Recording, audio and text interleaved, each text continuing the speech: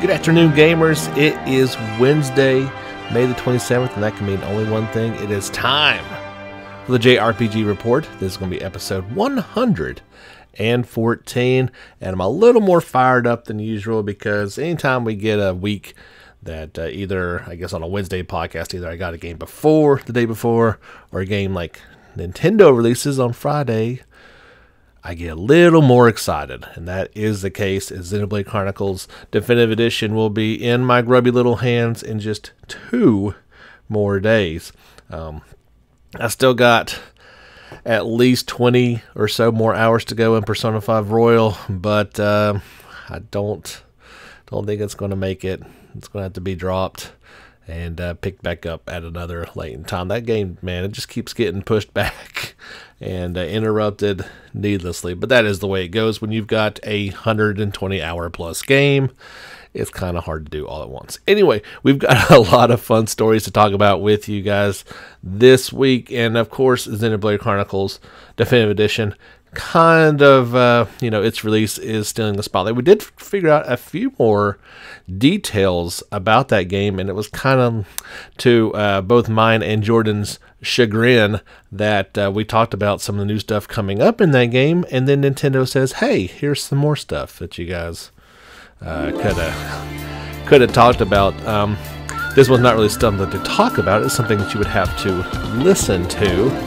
And you can check out the link on the Facebook page or on Twitter. Nintendo of Europe showed off the new Future Connected's battle theme. They have kind of redone that, and it's called Time to Fight from Bionis's Shoulder, which is a off-play of the original Time to Fight, which they've already shared as well. The article that I shared in particular today has both versions of it. Of course, the Definitive Edition Future Connected one is brand new. And it even has a third track that they shared about a week ago, and that is the Engage the Enemy battle thing. So you'll be hearing that one quite a bit as you're going through the game. So if you want to check that out, you can listen to those tracks. They are pretty cool and will definitely get you fired up if you are waiting for this. So I guess kind of most interesting that I wasn't quite expecting is that Monolith Soft said that there will be a casual mode. And this was coming from their Twitter account, and they say with this casual mode turned on, it will obviously lower the difficulty in battles. That they didn't really have a exact detail on that, as we were, just get the Twitter tweet, and you got to kind of infer some things. So obviously that would probably infer that the enemy's HP would be lowered, damage may be either from them be lowered or your damage to them excelled quite a bit. But they say this is, according to Monolith Soft, that even beginners will get to enjoy the game with ease when casual mode is set on there. So that's pretty cool. Kind of like when easy mode was enabled with Final Fantasy VII Remake, although there were still plenty of challenge to be had. Now this is coming in a bit of contrast to a previous article that they had put out, and saying that you could kind of adjust the advanced settings a bit. And let me see, I'm trying to find that article. But I got quite a few going on this week, so it's kind of my thumbnails have all kind of gone together. Well, I know that there is definitely a way that you can up and lower your levels. So if you are in a region and you are severely OP, you can lower it back down, or vice versa. If you're just getting your tail whipped, you can do that. They say that leveling up requires experience as usual, which you get from Battles Quest and more. However, when de-leveling a character, the exact number of XP required for that level goes back into a stockpile. So that means if you delete a character, you can dip into their stockpiled you de-leveled a character, you can dip into the stock called XP to level them back up. So it's not like something that's permanent. This is all going to be available in the advanced settings portion of it. That's a very cool option. I can't really say if that's something I'm going to be using or not. Most of the time I run through these things, and it's, you know, it is what it should be. If you need to grind, you need to grind. If you don't, you just fly right through it. Another new feature that we found out about this week is that there will be a new events theater mode. This is like I said, brand new. The original game did not have this, and it means you can rewatch cutscenes. And if you recall, this feature was also available in Xenoblade Chronicles 2, as well as Torn of the Golden Country. The Events Theater mode has scenes from both the main game and Future Connected. Both will have main story scenes as well as scenes with allies. Furthermore, players will be able to customize the event scenes to their liking. You can customize the outfits, the time of day, and even the weather. So you can kind of put your own little personal touch on it. So let's say you've got an outfit that you really liked later on in the game, but you wanted to rewatch a scene. You don't think, no, I'd rather have that new outfit on such and such. You can do it. Of course, it was already reported that the Future Connected episode would take about 10 to 12 hours to beat, kind of just depending on your going to it. So it's sounding like they are definitely adding a few cool new features to Xenoblade Chronicles. Are you picking it up on Friday? Are you hoping that there is no delay in, in either your Amazon or Best Buy or whoever GameStop shipment? I got the certification just yesterday from Best Buy that UPS had it, and it indeed would be arriving on Friday. So at least in my neck of the woods, everything is okay. I hope it is in yours as well. We remember the debacle with FF7 remakes shipping. Some people getting it early, some people getting it late. So I think we're kind of finally past at least that point where demand is not as great as it was then. They weren't having to shuffle around resources, but who knows? Maybe some people will at least see a day or two. But if you're picking it up, leave us a comment on the Facebook page or on Twitter or on one of our videos on YouTube, and let me know how pumped up you are about this one. Hopefully you are as much as I am. Last week we had talked about the possible delay for Fairy Tail JRPG coming out from Gust and Koei Tecmo, and that has been confirmed. It was actually, I think, a day or so after the podcast released last week. So joining Japan is Europe, having the delay until July 30th. US will get it on July the 31st. Not news that we ever want to report, but as we have been here for the past few months, it seems like nearly every game is getting about a month and a half delay, specifically for Corona reasons. I can read you the official statement, but you've heard of her before. Due to the ever-changing world disrupted by COVID-19, we're pushing back the release of Fairy Tail until July the 31st. Development team is working extremely hard through an unprecedented time to deliver the ultimate magical JRPG experience to fans across the world. We appreciate everyone's patience as we put the final touches on this thrilling adventure. I gotta be honest, this delay for a new IP in particular is probably a pretty good thing. They probably need all the time they can to get this one right. It has been looking pretty promising, but any extra time that people have to work on something brand new is a good thing. So I know I'm looking forward to that one, but it's one of those deals like I can probably wait just a while longer.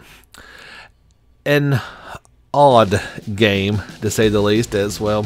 Some of the games in our genre are Nintendo Switch is getting a new JRPG from East Asia Soft, and this will be I believe this is going to be Moro Crystal, M-O-E-R-O,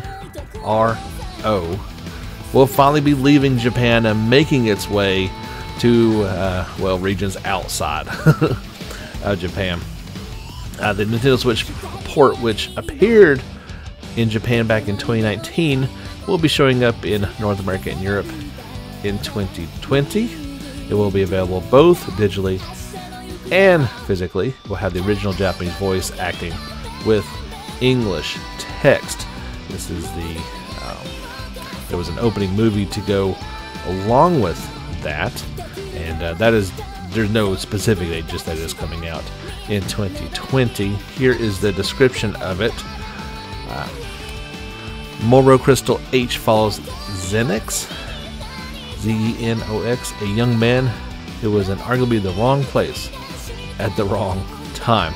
And from there, it quickly goes into odd places that I'm not going to read to you because it's kind of a family show. We don't want to get into it. But if you've been interested in this title and all this time really wanted to come west, your dreams have been made true. That let's see, East Asia Soft will be selling them through Play Asia. Pre-orders will open there tomorrow on May the 28th. There will also be, of course, there's a collector's edition. The collector's edition has the physical copy of the game with a manual. That's unheard of anymore. 2 sheets of stickers, an art book, and a physical copy of the game's soundtrack. Each one of these limited editions will be numbered. That's always kind of cool. You can check out that article as well as the opening movie over on the Facebook page or Twitter. Keep in mind that is for mature audiences only, and even then you might still blush a little bit or be like, oh man, what in the world's going on here? Update about Legend of Heroes Hajimari no Kaseki, an update that I can actually talk about, as there were no spoilers, although in the thumbnail there was kind of a spoiler, so I didn't share that one. There will be, perhaps oddly enough, there is a PlayStation VR mode that will be added post-launch. I don't know many details about that, as it really wasn't gone into details. It kind of just looks like you're going to be able to put on the VR and kind of look around the world. I don't know how much functionality there will be to it, but hey, it's it's in there. It is unknown whether this will be a free or paid downloadable content just yet. It is a first for the Trails series, and it says it just will allow you to interact with characters in the game up close. Kind of sounds a little creeper, but it is what it is. Additionally, Clouded Leopard Entertainment announced that it will release traditional Chinese and Korean language versions along with the game in Asia, simultaneously along the Japanese language release in Japan on August the 27th. I'm sure I knew that, but as I read this article and read that, it seemed new to me. I'm sure it was out there, and I probably report on it. Guys, I report on a lot of stuff every week, so it's hard to keep everything all straight, especially Japanese release dates. And so my first obvious thing that pops in mind is Japan will have the sequel, the next game in the series, at least a month, if not probably 2 months, before we get Trails of Cold Steel 4 in the West and the US. And PC owners get to wait, and Switch owners get to wait even longer than that. It's borderline kind of unacceptable, and Falcom is really going to need to address this, probably in-house, hire some people on. They've got to get a better time on this. I know, trust me, I've played these games multiple times. I know the amount of text in these games is enormous. But you can't have the sequel coming out before, you know, the next one even gets to other audiences. That's kind of crazy talk. This type of things we used to have to deal with back in the late 80s and 90s. I didn't think that's something we'd be talking about in 2020. Just kind of crazy. Doesn't mean I'm not excited, but it is kind of one of those things like, really? Oh. On to other news that's not irritating. There was a cool little article from, of course, on the Twitter. That's where things come from. But it was shared on the Konora, that website that I talked about last week, and I link for you guys quite often with the stories. They are making some Mother merchandise, and not for your mom. It's not a late Mother's Day, but for the game series, as it is known in Japan. They are selling 3 t-shirts with the word Mother on it. It looks like it's kind of a blurry picture, but it looks like instead of an O in Mother, there's a planet or something. It's a round object. Kind of hard to tell what it is now.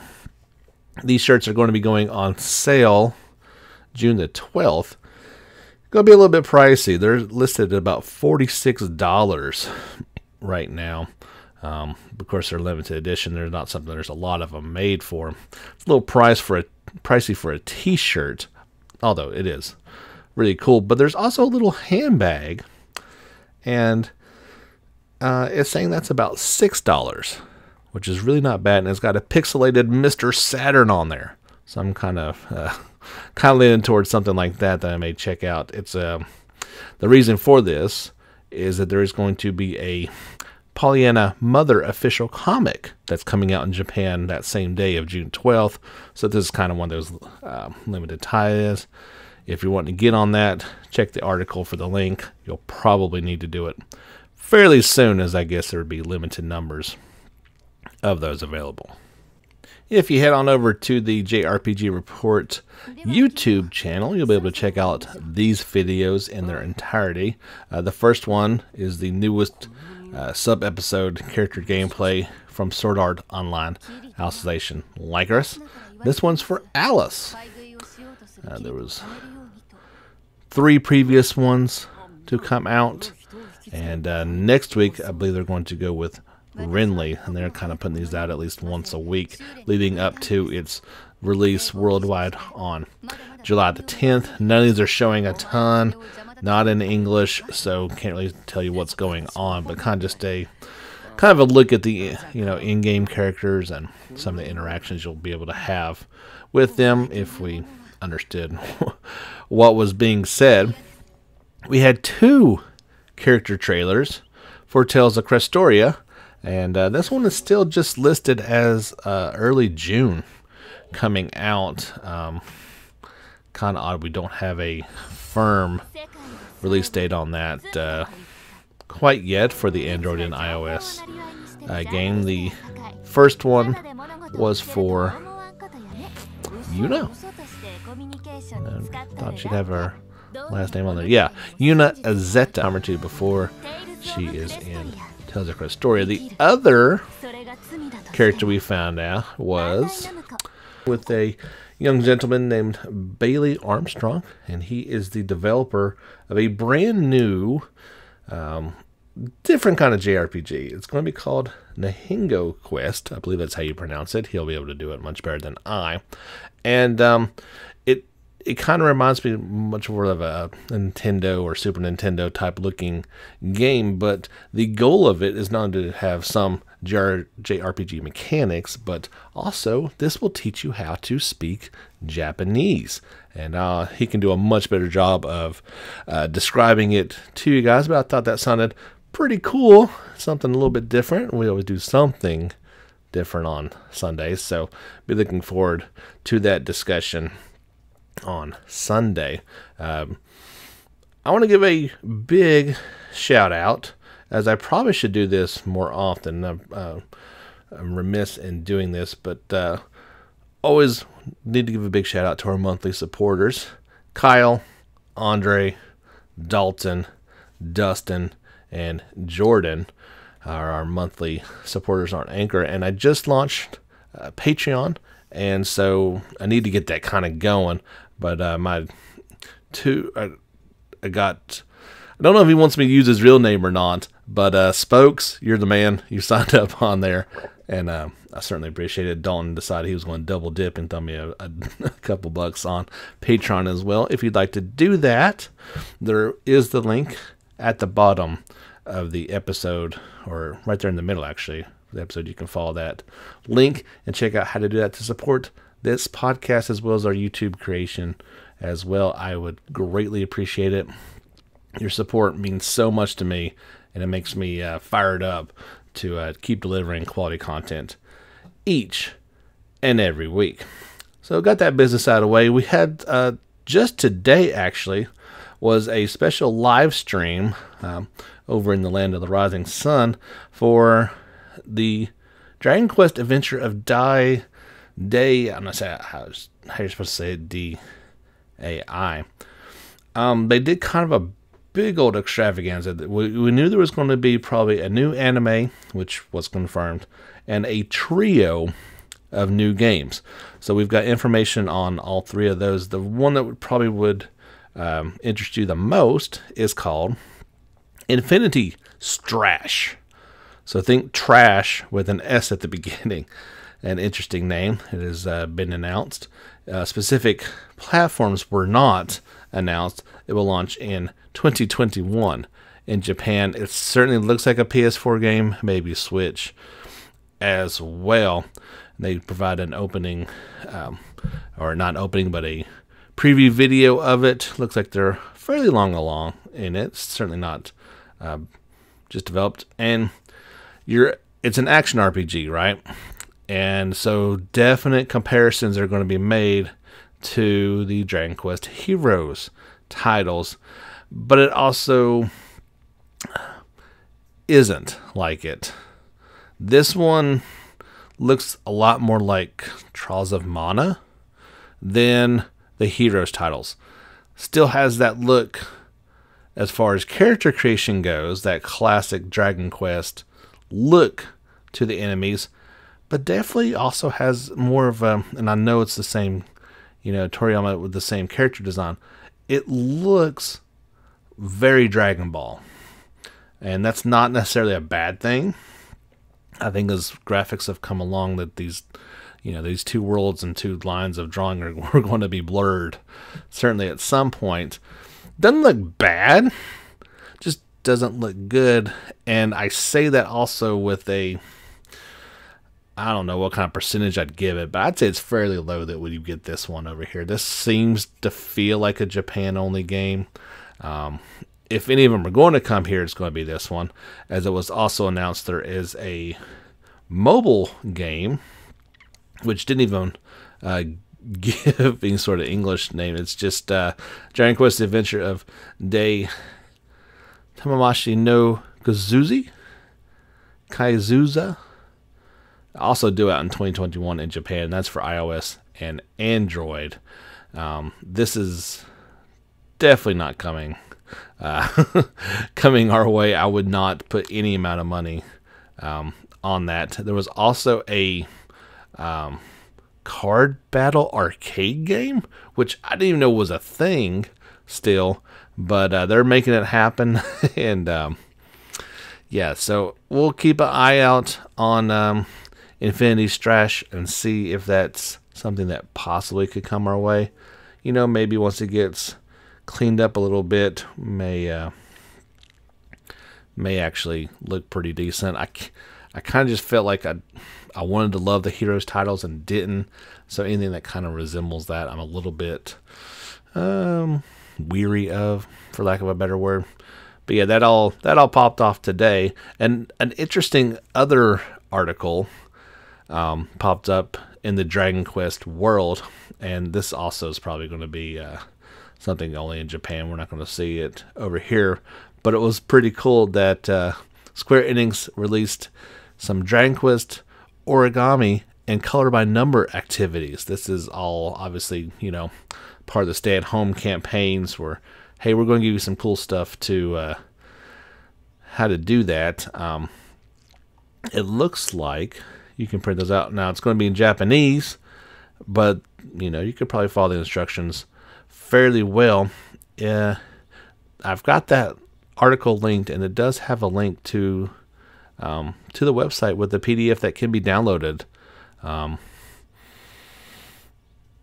Looks pretty cool. Maybe you could make use some Dragon Quest origami and take some pictures of it. My skill level would certainly not enable me to do this. I could probably print off the paper, and that'd be about the extent of it. I would guess you would need some pretty special paper. This is not going to be your average printer paper able to hold up to this, but pretty cool stuff coming out of Square Enix, and interesting to say the least. Also, from the folks over at Square Enix, they were more than pleased to hear this. Perhaps not surprised, pleasantly surprised, maybe is a better word for it.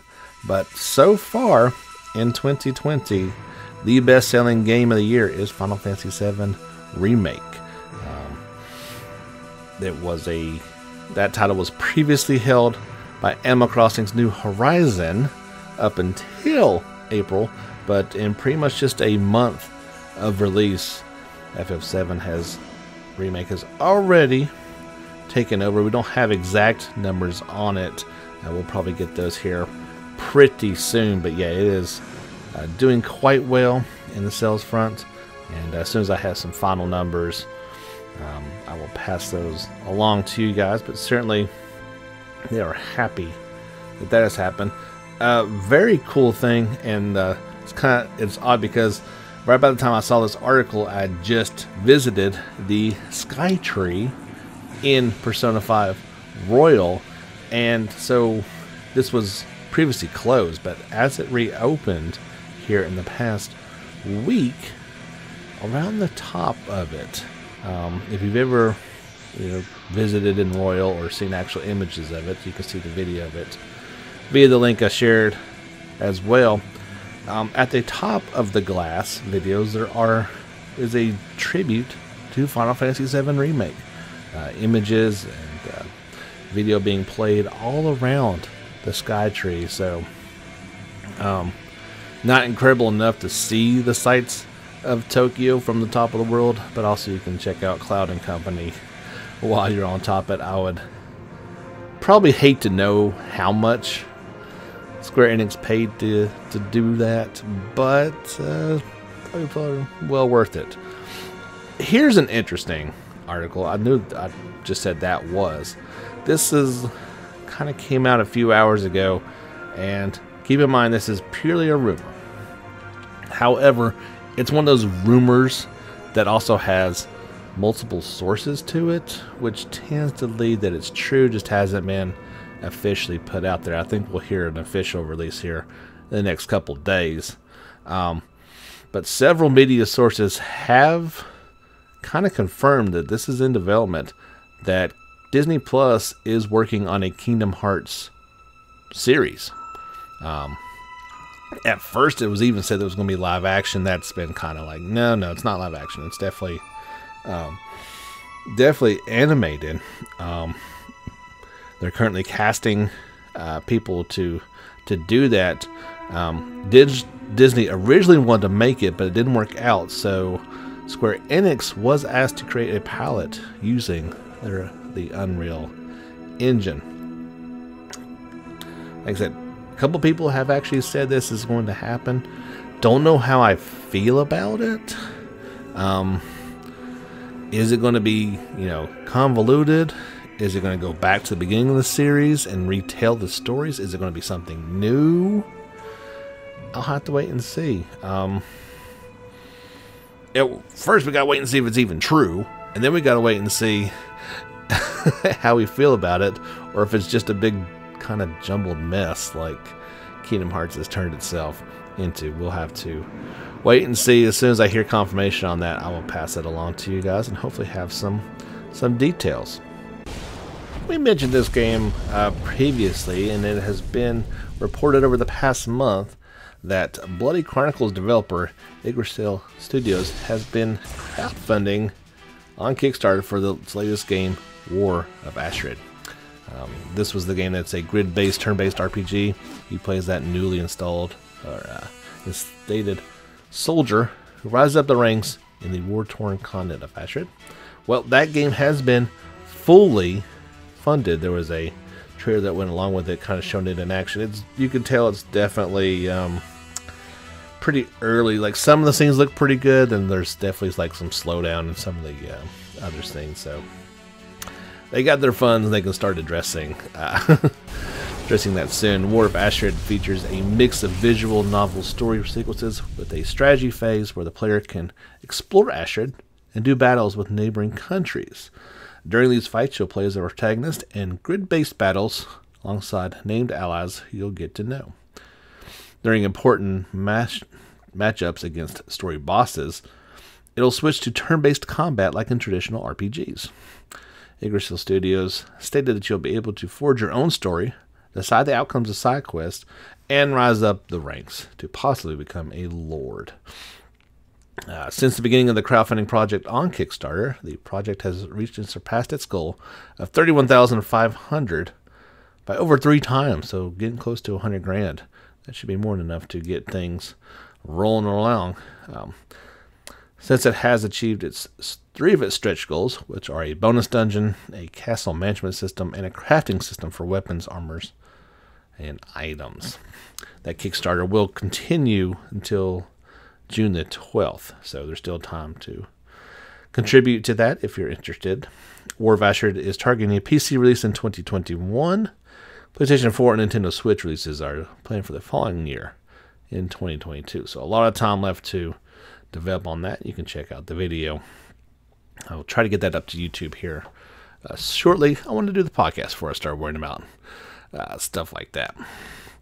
Vivitunia has detailed the NeoTube Plaza via an update from its official website. They say in NeoTube Plaza, where you can prepare before heading out to explore, there's a system called Friends Order, which allows you to take on various requests. You'll receive Friends Order requests from VTubers rescued from the hands of the villainous Anti. By fulfilling the request, you may also receive special items or thank you messages. You better give me an item for doing the request. I just don't want a thank you note. Come on now. Neo2 Plaza is the base town for the player that they'll visit as the story progresses, and where you will utilize various systems such as the all-important shops necessary for your adventure. There's also base revival facility ranks that you can rank up your facilities there. You got the item shop, the V-Cube shop, the MOE accessory shop as well. Vivitunia is due out on PlayStation 4 in July 2nd in Japan, and I'm guessing probably next year in the West.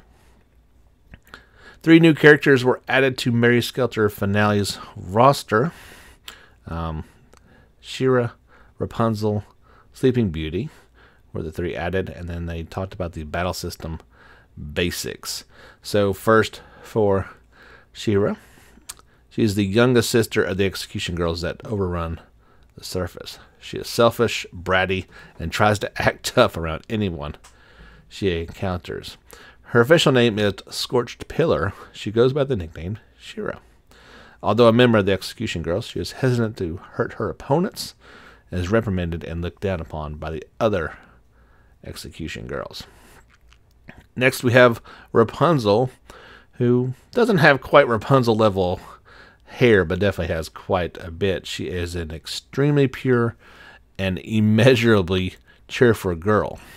Thanks to Jack and the others, she is learning about human society little by little, but many of her actions still lack common sense. Be that as it may, she has begun to cherish her friends and no longer considers them as food in case of emergency. Oops. That's bad. And then there's Sleeping Beauty, who has a bow and arrow. That's just crazy. She is the youngest of the 3 sisters, between Thumbelina and Snow White being her older sisters. She is quiet and not very expressive. Although elusive and not very talkative, she is more open-minded and considerate of others than anyone. And there is some basics of battle. They say the battle party is comprised of the protagonist and 5 other members. Turn order is based on the speed of characters and enemies. Using attacks that strike enemy weaknesses and doing overkill finishes will draw enemy blood that can spatter on the areas and characters. This blood will be the key to winning battle. So this is not a, nor would you ever have thought it would be, a family-friendly world game either. And there's lots of other more mature things that the article goes into. We'll keep it at that. Mary Skelter Finale. Yeah, it's going to be a while. It's coming out on PlayStation 4 and Switch on August 27th in Japan. And again, probably going to be next year before we see it in the West. One final article to pass along for you music lovers and fans of Grandia. There's a new way to hear the Grandia soundtrack that's coming this summer. Wayo Records has announced it will release new versions of the soundtrack and a music box that plays the game's opening theme sometime in summer 2020. Pre-orders are open for all products, giving people a chance to bring their music home on CDs, records, or even in the tiny wooden box. There will be 3 different ways to pick up the Grandia soundtrack. If someone gets the CDs going for $32, they'll have a 5-disc collection with 80 songs on it. This will include the 4 soundtrack CDs, the out-of-print Vent Arrange album, and a 20-page booklet with art and commentary. The first 25 pre-orders will include a character designer new illustration. That's pretty cool. Should someone opt for the Grandia Memorial soundtrack, they'll get a briefer version of the soundtrack on vinyl. This goes for about $65. Will be on Mint Green Records. The $73 collector's edition will be printed on Marble Green Records and be limited to 500 units. In the case of both versions, the first 2 records will have 22 songs on it from the original soundtrack, and the third album will have 9 songs on it from the out-of-print Vent Arrange album. Both will include the same booklet that is found in the CD soundtrack. Now, the Grandia Music Box. There will only be 250 of these made, sold, and shipped. Each one is made from a maple sapele wood and has the spirits on the cover. When wound up and opened up, it will play the game's main theme. Each one will cost $275. They'll also receive a score with the autograph of the composer Noriyuki Adewarde on it. Pretty cool stuff. It is a beautiful music box. I ain't got that kind of money laying around, so I don't know if you do, but I've got the article linked if you are a Grandia fanatic and you like your music and you want to get in on that. You can certainly do so. That's going to do it for episode 114. Hard to believe we've gone that far, but we certainly have. I've often thought back to when I started this in 2016 and doing it once a month as a fun hobby, how it's turned into something a little bit more than that, and something that I truly enjoy bringing to you guys each and every week, along with our Sunday specials as well. I can't thank you enough for the support. Can't thank you enough for the listens. It means a lot to me that somebody would want to take time each week to listen to this. It's really cool stuff. Like us on Facebook, follow on Twitter, give us a like and subscribe on YouTube, and if you'd consider it, I'd be greatly appreciative of either supporting us through Anchor, the link at the bottom of the podcast, or through Patreon. You can search for JRPG Report. You guys rock. Don't forget that. And don't forget to get back out there and level up.